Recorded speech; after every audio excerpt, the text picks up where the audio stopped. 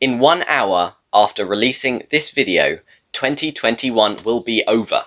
It'll be 2022 and the start of a brand new year, which brings a load of brand new possibilities, and I for one cannot wait. Now, the year 2021 has obviously been an amazing year. It's the year I started the channel, and so today we're going to be looking back over what we've achieved, what we've done, the stories that we've told on this channel. So to celebrate 2021, we're going to be looking back at the wildlife walks we have done throughout the year. I'm going to be talking about little stories and behind the scenes of the wildlife photography, and I'll be taking you along with me. We've got some funny stories, we've got some sad stories, and we've got totally unexpected ones. So first of all, I'm going to jump back to me in June, and I will explain to you what the wildlife walk is in my first ever wildlife walk intro. Just excuse the shakiness of the footage. So we are back out here in nature. Today I'm doing my first ever wildlife walk. So the point in this walk, we're going to go out into nature, see what we find, do some wildlife photography, and yeah, just enjoy the beauty of nature really. So as I said, it was all about enjoying the beauty of nature. Now please excuse my cap, it was really annoying. I filmed the footage, I didn't realise until afterwards. Now I've got the cap here, still wearing it, and it has this little black flap here. It has a habit of flapping down, which means I get this large black thing. It's just the hat being silly, and it was just annoying when I look back on the footage, but hey-ho, it's another story to tell. So now you have a rough idea of what the Wildlife Walk series was. Let's go over some of the opportunities, some of the experiences that it gave me going out and doing these wildlife walks. I think one of the biggest things I noticed was that going out regularly for a long period of time and doing a constant loop meant I really got to know what the wildlife was in the area. So here are a few of the stories and experiences that I got to have by going out on these wildlife walks that I never would have had if I hadn't have gone. And there's a mother, and she has 7 chicks.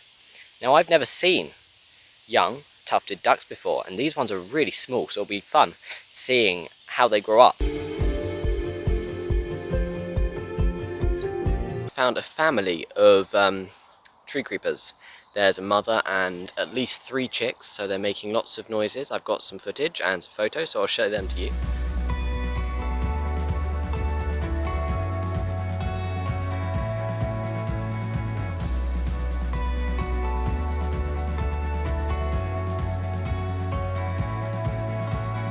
My camera battery ran out. But just before it did, I got my first ever photos of a chiff-chaff. So that was good. I've seen them before, but I've never managed to get a photo of them. So, yeah, that is a victory for me. We have a first ever photo in this wildlife walk. Kestrel is still sitting on the tree. She's not going anywhere, she's been there for ages now. But I've turned the camera up to this pole here, because there are cormorants up perched on it. So you can see in this video that there's cormorants perched on the top of this telephone pylon. And this is surprising because cormorants are cliff birds. You wouldn't expect them to be able to sit on the telephone wires that easily. But here they are, making the most of our man-made structures. So yeah, as you can see, I've gained a lot of experience, been able to see lots of wildlife I didn't expect to see in this area. You don't see it in your garden, and so unless you're out there, you really don't know it exists. And that opportunity, those experiences have really helped me with my photography and just allowed me to really get to love nature even more when you find out that actually awesome nature is out there, even when you're not expecting it. So now, if you're a wildlife photographer, or you go out and watch wildlife, you will know that wild animals have a habit of running away. Now, this is something I have obviously experienced a lot, not only in the wildlife walks, I've experienced it in all my videos, and for all the times I'm out doing wildlife photography without videoing it. It's something that we cannot help. Animals will naturally run away from us, and it's just one of those things we have to live with. Well, here are a few funny clips of where wildlife has ran away from us on a wildlife walk. We've been here for about 10 minutes, and there's a kestrel sitting up on a perch up here. and he's just flown off.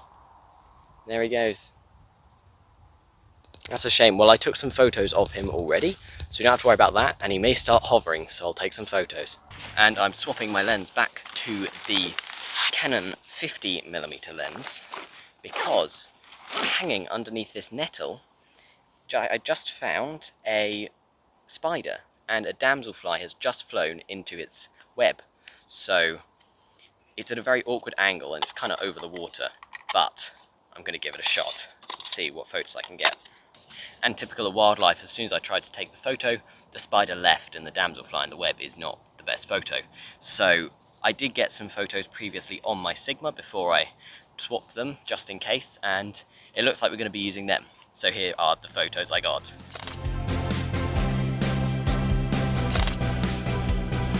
I've just spotted the kingfisher ahead of me. He's flying around, he's coming towards me. See if you can see him. There we go. Okay, he's landed in this tree just here. I'm gonna see if I can get a photo.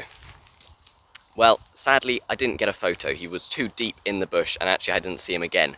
Now, I'm still walking down the canal, so if he appears ahead of me or behind me, I will still try and get a photo. But the other day, I was out on a walk and we found a kingfisher, so I got some really good photos of that kingfisher. So I'll show you those photos and we can pretend that they were this kingfisher.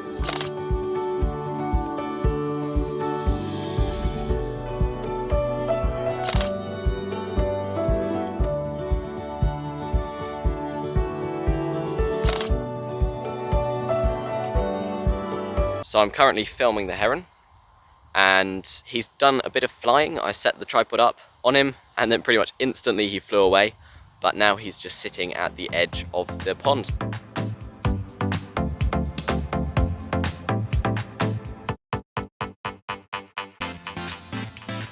Now on a golf course, and I'm moving quite quickly, sorry if it's shaking, because there's a woodpecker on a tree over there, and I've taken some photos.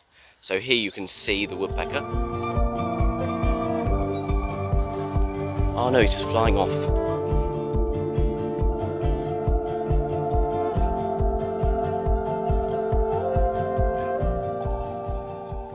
Don't know if you saw that, but he just flew off.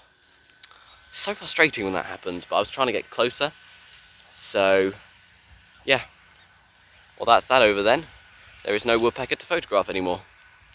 Okay, so we are still on the golf course, and the heron is taking off. I was just about to tell you I found a heron, and I took these photos, and off he goes. Again, can you see him in the background? Yeah, you can, there he is. Okay, so he's going to the other side of this lake.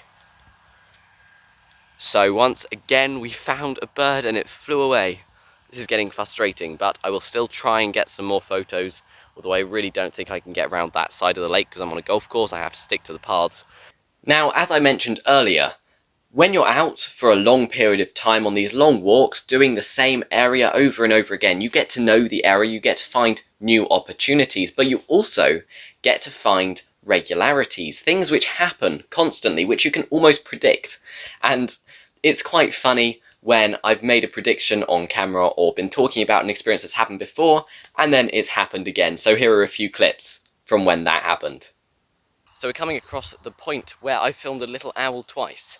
Here we have filmed him when we were doing the how many animals can we photograph in 3 hours, but we'll see if he's there today. It's early in the morning, I haven't been at this time before, so we don't know, but we'll have a look. And guess what? The little owl was just here.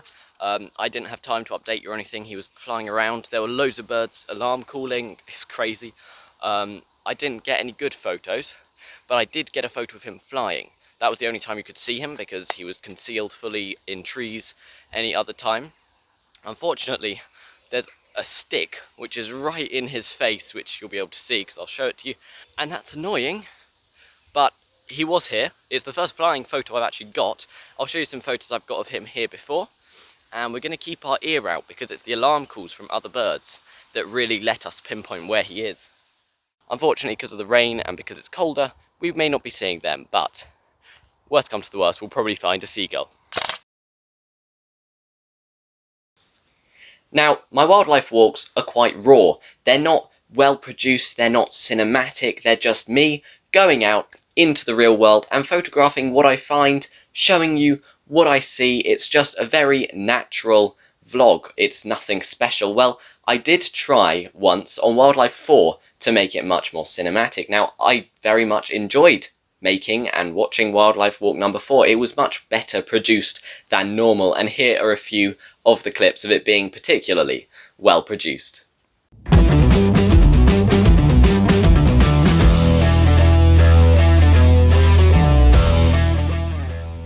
Hello and welcome to Wildlife Walk number 4.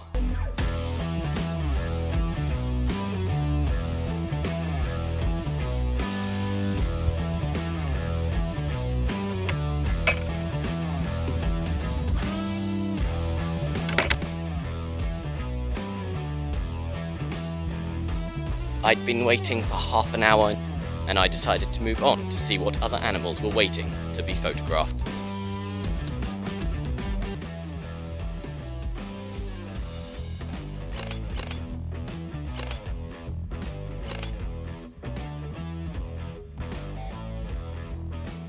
Now, thinking back on the key stories, the key moments, the most exciting parts that I remember, I would definitely say one of the best experiences I had was sitting with the magpie eating the snake. Now, this was in Wildlife Walk number 1.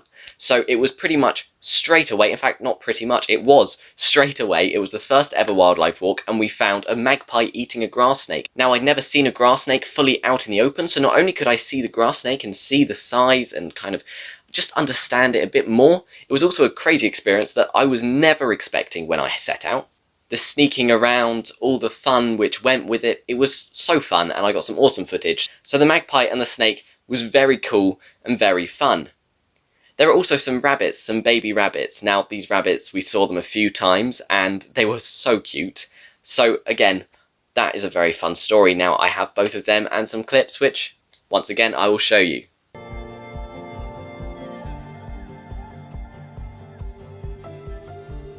It's a grass snake. The magpie has caught a grass snake. So, I've got footage of him eating it. Currently, it's filming him through the thick, scaly skin. Now, snakes are very muscular creatures. They have lots of muscles. So, this is a great meal for a magpie. So, I'm currently sitting down on the ground. There are 2 baby rabbits. Now, they're all over this golf course. I've already mentioned them a few times, but they're out. Now, they've gone into the bush because I've come. So one's come out a little bit. Let's see if I can get some photos.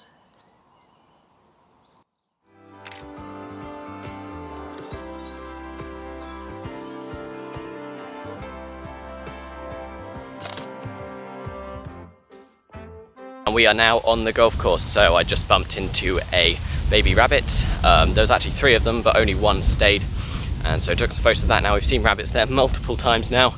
I've seen them on walks with my friends, and I saw them once before. I think it was Wildlife Walk 2.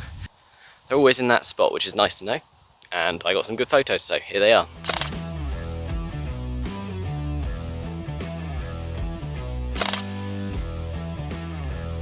And so I've shown you a few of the funny stories. Here's a few more. Once I was walking and some swans swam up to me. Now, I knelt down and I was thinking, oh, there's some swans. They're coming towards me. I'll kneel down, take a little photo, do a video with them behind me so you guys can see it, make it nice and cool. As I kneel down, the swan starts hissing. Now, it scared the life out of me. There was a huge swan right behind me hissing, and swans are dangerous. You do have to be very cautious with them. And so you can see my reaction in the video. And then there was also a puddle, an enormous puddle on a farm. Now, I'd gone 6 miles of my 7-mile walk, and I wasn't going to turn around and do it all in the other direction, which meant I had to get through this puddle. Now, luckily, I was wearing wellies, and they were just deep enough, because if not, it would have been a very unpleasant last mile. It really would have meant that the last mile was the longest mile. So, here are the videos of the swan and the very large puddle. And then, as I was photographing them, we have some friends. We have some swans. Now, we photographed these swans before in videos. They've been in the challenge video, I know they've been in other walks. They're quite celebrities, really. And here they are. Okay, he's not happy.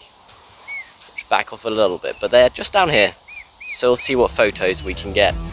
So, it was nice for once that the wildlife came to us as opposed to us going to them. Now, they swam right up to me. I don't know if they wanted food or something. Now, there is a place they get fed often just down the path. I mean, as soon as I got close to them, she started hissing, but, you know, she's a wild animal, so I don't know. That puddle could be a problem.